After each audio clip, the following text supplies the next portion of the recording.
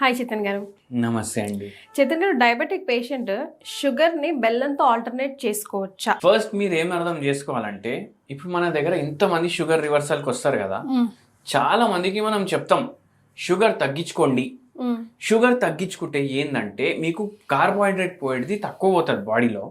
Automatically ఏమవుతుంది, మన ట్రీట్మెంట్కి మీరు తినే షుగర్ తగ్గిస్తే దాంతోపాటు ఫిజికల్ యాక్టివిటీ మనకు జర హెల్ప్ఫుల్ ఉంటుంది. మనం రివర్స్ చేస్తున్నాం, రోగాన్ని తీస్తున్నాం బాడీలోకి వెళ్ళి బయటికి. ఇట్లా హెల్ప్ చేయండి అంటే చాలా మంది ఏం చేస్తారంటే షుగర్ వదిలేసి బెల్లం తినుడు స్టార్ట్ చేస్తారు. చాయ్లో కూడా బెల్లం వేసుకోవడం, చాయ్లో బెల్లం ఏంది, జిలేబీలు కూడా బెల్లంతో తయారు చేసి తింటారు.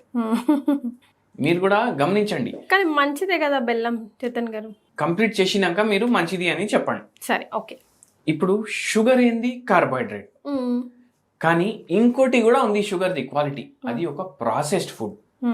అంటే ఏంటంటే ఏదైతే చెరుకు ఉంటుంది కదా, దాని దండి ఉంటుంది కదా, అది అన్ప్రాసెస్డ్, న్యాచురల్, అవునా కదా. ఇప్పుడు దీంట్లోకి వెళ్ళి రసం తీసి ఇది ఫ్యాక్టరీకి పోతుంది రసం. ఫస్ట్ ఈ రసంలోకి వెళ్ళి బెల్లం తయారవుతుంది. బెల్లం ఏదైతే తయారవుతుంది అది ప్రాసెస్డ్. ఫ్రూట్ ప్రాసెసింగ్ అయిపోయింది. అంటే ఇప్పుడు ఈ చెరుకుది దండి ఉంటుంది కదా, అది అట్లనే 2 రోజులు పక్కకు పెట్టండి, సడించిపోతుంది అది, అవునా కదా. దాంట్లోకి వెళ్ళి మనం చెరుకు రసం తీసి అదైతే గంట సేపే ఖరాబ్ అవుతుంది కదా, ఆ చెరుకు రసం నుంచి మనం బెల్లం తయారు చేసినాం. షెల్ఫ్ లైఫ్ పెరిగిందా లేదా మీరు చెప్పండి. పెరిగింది. ఎంత పెరిగింది? ఎంతన్నా పెట్టుకోవచ్చు, అంటే ఎన్ని రోజులన్నా పెట్టుకోవచ్చు దాన్ని. దాని మీద వాటర్ పడితే గనక బూజు రాదు దాంట్లో. ఇప్పుడు ఇది ప్రాసెస్డ్ ఫుడ్ తయారైంది. ఇప్పుడు మీరు చెప్పండి, ప్రాసెస్డ్ ఫుడ్ తినాలనా లేదా? తినకూడదు. తినొద్దు. అంటే ఏంది ఆన్సర్? బెల్లం తినొద్దు. మనకు ఒక అపోహం ఉంది ఏంది అనేసి. ఇప్పుడు డాక్టర్లు ఏమంటున్నారంటే రైస్ తినొద్దు. డాక్టర్లు చెప్తలేరు చపాతీ తిను అనేసి. అరే రైస్ తినకు అన్నాడు, చపాతీలు తింటున్నావా లేదా? అట్లనే ఏమైపోయిందంటే చక్కెర తినకు అనేసి అంటుండు డాక్టర్, బెల్లం తినకు అనలేదు కదా, తినుండ్రి అనేసి తింటున్నారు. అంటే చక్కెరతోటి ఇంత డ్యామేజ్ అయితే బెల్లంతో జర ఇంత తక్కువ అవుతుంది డ్యామేజ్. ఇంత అవుతుందంటే దాంతో ఇంత అవుతుంది. డ్యామేజ్ అయ్యేది మాత్రం ఖాయం. ఎందుకంటే అది కూడా షుగరే, ఇది కూడా షుగరే. ఇది బ్రౌన్ కలర్, అది వైట్ కలర్. అది అల్ట్రా ప్రాసెస్ చేసేడు వల్ల అది అంత వైట్ అయిపోతుంది. అది డిఫరెన్స్ బెల్లంకి షుగర్కి. మళ్ళీ ఏం చేయాలి? అసలు రోజుకి స్వీట్ తినుడు అవసరమా మీరు చెప్పండి.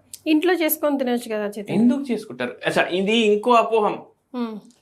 అరే ఇంట్లో మనం చేసుకుంటే ఏంటంటే శుభ్రంగా చేసుకుంటాం, అవునా కాదా? అవునండి. శుభ్రంగా చేసుకునే వాటికి ఓకే, కానీ మీరు ఇంటికాడ ఏం చేసుకొని తిన్నా అది మన హెల్త్కి మంచిది అనేసి మనం ఎట్లా చెప్తాం? అంటే ఇందులో కూడా షుగర్ వేయాల్సి వస్తుంది కదా, ఏ స్వీట్ చేసుకున్నా, బెల్లం చేసుకున్నా, చక్కెర వేసుకున్నా, ఆఖరికి నువ్వులుండలు అలాంటివి తినాలన్నా అందులో బెల్లము ఖచ్చితంగా వేసి. మేడం ఒక్కటి తింటే సరే ఏం కాదు, నేను 7 తింటా 8 తింటా అంటే నడవదు పని, అదే అవునా కాదా. నువ్వులు నడ్డు మంచిది అంటా నేను. షుగర్ వ్యాధికి ఇంత సైజు ఉంది, ఒకటి తినండి రోజుకి. ఇంత సైజు 2 తింటే ఎక్కడ పోతాయి చెప్పండి? మొత్తం షుగర్ పెరిగిపోతుంది బాడీలో. నువ్వులలో ఒమేగా 3 ఉంటుంది, నువ్వుల్లో మంచి ఫ్యాట్ ఉంటుంది, నువ్వులు మనకు కొలెస్ట్రాల్ తగ్గించడానికి హెల్ప్ చేస్తుంది, అవునా కాదా. మళ్ళా నువ్వులు షుగర్కి కూడా కంట్రోల్ చేయడానికి హెల్ప్ చేస్తుంది. మీరు దాని లడ్డు కొంచెం బెల్లం వేసుకొని తయారు చేసుకుంటున్నారనుకోండి, చిన్న లడ్డు ఒకటి తింటే మంచిది.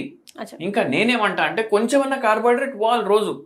ఎందుకంటే మన ఇన్సులిన్ కి కూడా రియలైజేషన్ అవ్వాలి కదా, అరే వస్తుంది కార్బోహైడ్రేట్, నా అవసరం ఉంది, నేను ప్రొడక్షన్ అయితేనే ఉండాలనేసి. ఇన్సులిన్ రెసిస్టెన్స్ అయితే డెవలప్ అయింది. మీరు మొత్తానికి కార్బోహైడ్రేట్ తీసేసారు అనుకోండి, బాడీలోకి వెళ్ళి ప్రొడ్యూస్ అయ్యే ఇన్సులిన్ కూడా ప్రొడ్యూస్ అవ్వడం ఆగిపోతుంది కదా. సో హెల్తీ కార్బోహైడ్రేట్స్ అంటే డే టు డే లైఫ్ లో ముఖ్యంగా డయాబెటిక్ పేషెంట్లు ఏమేమి తీసుకోవచ్చు? కాంప్లెక్స్ కార్బోహైడ్రేట్ మనం తీసుకోవాలి. కాంప్లెక్స్ కార్బోహైడ్రేట్ దేంట్లో ఉంటుంది? జొన్నల్లో ఉంటుంది, రాగుల్లో ఉంటుంది, బాజరాలో ఉంటుంది, కొర్రల్లో ఉంటుంది. అంటే ఏంది, ఏవైతే మిల్లెట్లు ఉన్నాయి కదా దాంట్లో కాంప్లెక్స్ కార్బోహైడ్రేట్ ఉంటుంది. ఓకే, అదొకటి. సెకండ్ పాయింట్ ఏంటంటే ఈ కాంప్లెక్స్ కార్బోహైడ్రేట్లు తింటే మళ్ళీ షుగర్ పేరు కదా అనేసి అందరికి డౌట్ వస్తుంది. చూడండి, కాంప్లెక్స్ కార్బోహైడ్రేట్ అంటే ఏముంటాయంటే సింపుల్ గా బ్రేక్ డౌన్ అవ్వవు. ఇప్పుడు మైదా పిండి ఉంటది, అందరు అంటారు అరే మైదా పిండివి ఏవి తినకు, అవి తింటే ఏంటంటే షుగర్ వ్యాధి పేషెంట్ కి ఇంకా పరేషాని అవుతుంది. ఢాబాలకు బటర్ చికెన్ నాన్ అందరు తింటారు, ఏమవుతుంది ఫుల్ షుగర్ స్పైక్ అవుతుంది. ఎందుకంటే అది మైదా పిండి తోటి తయారైంది.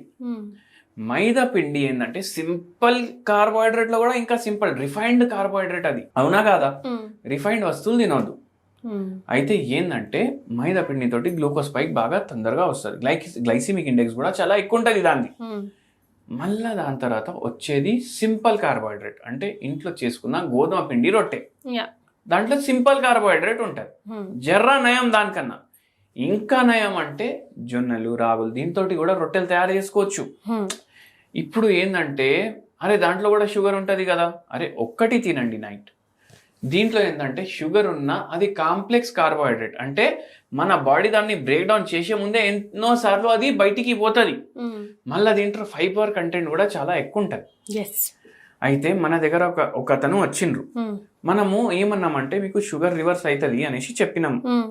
మనకు అడిగినరు వాళ్ళు షుగర్ మొత్తం తగ్గుతుందా అంటే తగ్గుతుంది, ప్రొవైడెడ్ టర్మ్స్ అండ్ కండిషన్.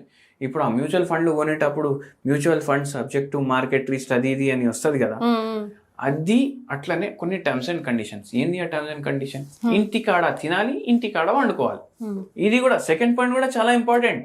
ఇంటికాడ తినాలి అనేసి అరే పార్సల్ పట్టుకొస్తా అనేసి పోతారు కొందరు, అట్లా ఇంటికాడ తినాలి, ఇంటికాడ వండుకోవాలి. మళ్ళా దాని తర్వాత ఎక్కువ ఈ ఫ్రైడ్ ఫుడ్లు, ఏది నాలుకకి ఎక్కువ ఇష్టం ఉంటుంది అవి తినొద్దు. వారానికి ఇంత చిన్న బొక్క మీకు స్వీట్ తినాలనిపిస్తే తినండి. రోజు డిన్నర్ తర్వాత లంచ్ తర్వాత కొంచెం స్వీట్ కావాలనేసి 2 గులాబ్ జాములు తినకండి. అదే ఇవి important. Daily half an hour walking చేయండి. నా మందుకి అవుతుంది, పేషెంట్ సైడ్ నుంచి కూడా సహకారం ఉండాలి కదా. అయితే అది నేను చెప్తా. మళ్ళా టెన్షన్లు పడవద్దు ఎక్కువ. హోమియోపతికి శాశ్వత పరిష్కారం ఇస్తుంది షుగర్ వ్యాధికి. చెప్తాం, మేము డైట్ కూడా చెప్తాం పేషెంట్ని బట్టి, అన్నీ చెప్పేసి తగ్గుతుంది అనేసి చెప్తాం. ఇప్పుడు పేషెంట్ ఏమంటున్నారు నాకు, సరే సార్ తగ్గుతుంది కానీ ఎట్లా తగ్గుతుంది అంటే మీకు టెన్షన్ ఏముందని అడిగినాం. బోల్డ్ అంత టెన్షన్ సార్, మా బాబు 4 o'clockకి రావాలి, ట్యూషన్కి 5 o'clockకి పోవాలి, మళ్ళీ 8ంటికి రావాలి. ఇప్పుడు 10th క్లాస్ నడుస్తుంది వాడికి, 4:10, 4:15 చేస్తాడు స్కూల్కి నుంచి రావడానికి. నాకు టెన్షన్ స్టార్ట్ అయిపోతుంది, ఏడికి పోయిండు, ఏం చేస్తుండు, ఏమైంది, ఏడ యాక్సిడెంట్ అయిపోతుంది అనేసి భయం, ఆందోళన స్టార్ట్ అయిపోతుంది నాకు. ట్యూషన్కి పోతాడు, టీచర్ ఏమో ఫోన్ చేసి కంప్లైంట్ చేస్తాను మీ వాడు చదువుతలేడు అనేసి. మనం ఒకటే అడిగినాం, మీరు ఒకటి చెప్పండి, మీరు టెన్షన్ పడితే మీ బాబు ఫస్ట్ వస్తాడా అని అడిగినాం. లేదు సార్ రాడు కదా. మళ్ళీ టెన్షన్ పడి ఏం లాభం అమ్మా? లేదు నైట్ మొత్తం నాకు ఇదే ఆలోచన, 10th ఎన్ని మార్కులు వస్తాయి. మీరు నైట్ పడుకోకపోతే మీ బాబుకి మార్కులు ఎక్కువ రావడానికి ఏమైనా సంబంధం ఉందా అమ్మా అనేసి అడిగినాం. లేదు సార్. మళ్ళీ ఏంది మీ కంట్రోల్లో ఏముంది అది ఆలోచించండి. మీరు మీ బాబు ఎన్ని సబ్జెక్టులలో ఫెయిల్ అవుతాడు, ఈ యూనిట్ టెస్ట్లు క్వార్టర్లీలు అవి దేంట్లో ఫెయిల్ కాడు సార్. ఎన్ని % వస్తాయి అంటే 60% వస్తాయి. అంటే ఫెయిల్ అయితే కాడు కదా. మళ్ళీ ఎందుకు మీరు ఫెయిల్ అయిపోతాడు అనేసి భయం. ఎప్పుడు ఫెయిల్ కాలేని మనిషి ఎట్లా ఫెయిల్ అవుతాడు అంటే భయం అయితే ఉంటుంది కదా. మీ ఆయనకు కూడా ఇట్లా భయం ఉందా? ఆయన అయితే బిందాస్ ఉంటాడు సార్, ఆయనకి ఏమైనా రోగాలు ఉన్నాయా అనేసి అది. ఏం రోగాలు లేవు ఆయనకు. మళ్ళీ మీరు చూడండి, మీరు ఫిజికల్ యాక్టివిటీ ఇగ్నోర్ చేస్తున్నారు. ఎందుకు? మొత్తం రోజు ఇట్లా టెన్షన్ పడుతున్నారు, కొడుకు ఏమవుతుంది రా కొడుకా నువ్వు ఫెయిల్ అయితే అనేసి ఆ టెన్షన్ ఉంది మీకు. మళ్ళీ దాని తర్వాత దానివల్ల మీకు ఈటింగ్ డిసార్డర్ కూడా అయిపోతుంది. స్వీట్లు తినడు, ఇప్పుడు ఎక్కువ క్రేవింగ్ అవుతుంది. ఇట్లా జిలేబీలు, బెల్లం జిలేబీలు తెప్పించుకొని తినడం, బెల్లం పాకులు తెప్పించుకొని తినడం, ఇట్లా అయిపోతుంది. కానీ అవి హెల్దీ కాదు. సేమ్ చెప్పినాం వాళ్ళకు కూడా. ఇవి క్రేవింగ్లో ఎక్కువ అవుతాయి. ఈ టెన్షన్లకు, స్ట్రెస్లకు చూసుకుంటే అక్కడ స్ట్రెస్ ఏం లేదు, లేనే లేదు. ఇమాజినరీ థాట్ల వల్ల స్ట్రెస్. అవునండి, లేని ప్రాబ్లమ్ ని ఆలోచించి ఉన్నట్టుగా అయిపోతుందేమో. ఇంకా నాకు గుర్తుంది, ఒక పేషెంట్ కి పైల్స్ ప్రాబ్లం ఉండే, ఆపరేషన్ చేయించుకోవాలన్నారు. 3 నెలల్లో తగ్గింది హోమియోపతి మందుకి పైల్. ఏంటంటే ఆ పేషెంట్ స్ట్రెస్ మీరు చూడండి. మా అయిన వాళ్లకు 4 అన్నతమ్ముళ్ళు, ప్రాపర్టీలు అన్ని డివైడ్ చేసిండ్రు, కరెక్ట్గా డివైడ్ చేసిండ్రు. కానీ ఏంటంటే ఒక తమ్ముడి నాకు జర దగ్గర ఉండి జర తిరుగుతుండు ఈ మధ్య అయిన తోటి, ఏడా ఉన్నది అడుగుతాడు అనేసి టెన్షన్ అంట. అది ఏమైనా లెక్క ఉందా? మీరే ఆలోచించండి. ఇట్లాంటి టెన్షన్లు పెట్టుకుంటే ఏమైతుంది? ఇలాగే హెల్త్ ఖరాబ్ అవుతుంది. అల్టిమేట్లీ పోయేది ప్రాపర్టీ ఉండదు, తమ్ముడు ఓడు, మీ అయిన ఓడు, మీ హెల్త్ పోతుంది. అట్లనే పైల్స్ వచ్చింది కదా, ఇవే ఆలోచనలు ఉంటే ఏం లాభం చెప్పండి? ప్రాబ్లమే లేదు, ప్రాబ్లం సృష్టించి మనం రోగాన్ని తెచ్చుకుంటున్నాం.